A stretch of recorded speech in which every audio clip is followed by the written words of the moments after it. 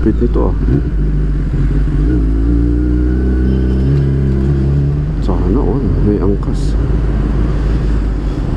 Tiyan mo ito mga ito, nag-uunahan no? Ayos na kasi manong.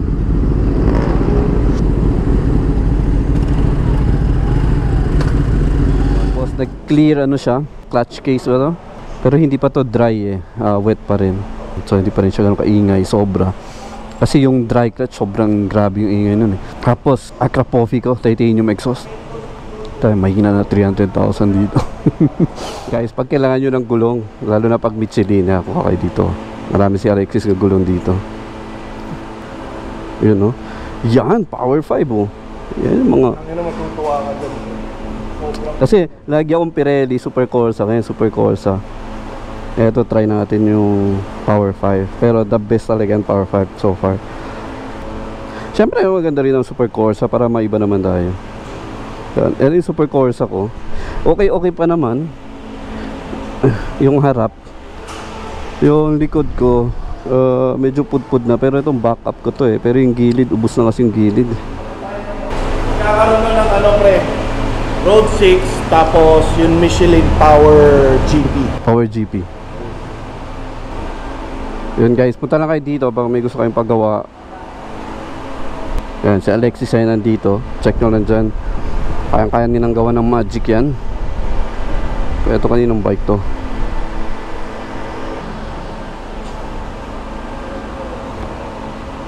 Few moments later. Yan man, bagong Michelin oh. Yan, care of Garage Point yan man. Yan. So hindi ako nakapag-video kanina. Puro chismis kasi pinaggawa eh. Instead na mag-video eh. Mahina talaga sa mga vlog na yan. So kabit kasi tayo ng Michelin Power 5. Siyempre base sa mga review, the best talaga to, diba?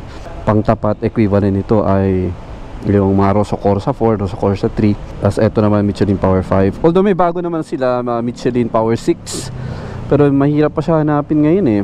Meron din yung Michelin Power GP, to which medyo mas race oriented siya. Ito medyo kamote street oriented. Kamote street, yeah. So yun, pogi naman ng V4S na to oh. Ducati Panigale V4S. Sana magkaroon tayo nito. Isipin mo, carbon parts no? Carbon harap, carbon winglet, yung carbon windshield. Tapos nagpapalit din yata siya na ano ito, Ducati Performance na ano ba tawag dyan? Carbon fender, rear fender. In short, sa mga mahihirap, tapalodo. Tapos nag-clear ano siya, clutch case ano?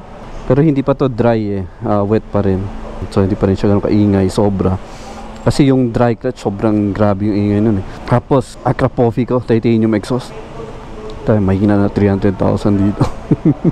Ito stock niya to eh sa V4S, yung Marchesini na forge. Normally kasi kapag mga V4R, hindi siya naka electronic suspension. Yung mga V4S, electronic suspension siya.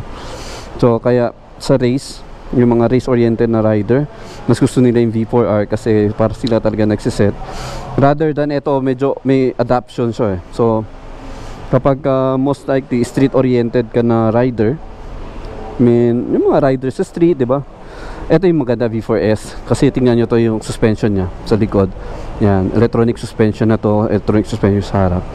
Pwede nyo adjust, may adaptive din to, nag-a-adapt siya. Hindi ko lang alam yung full feature. Hindi pa tayo nagkaroon ng V4S eh. Ayun, bagong-bago pa to. Tara, bigla akong na-review to ah.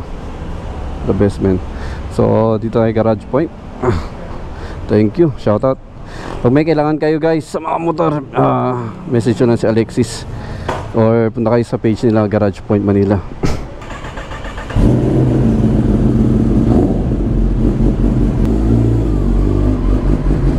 Wow, parang tumaas nga nila. Tumaas yung ano, gusto ko yung feel, diba?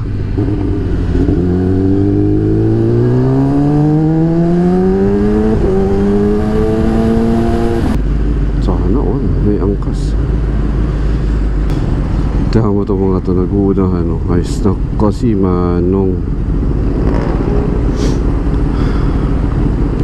Gusto niya daw mabit yung mga e-bike.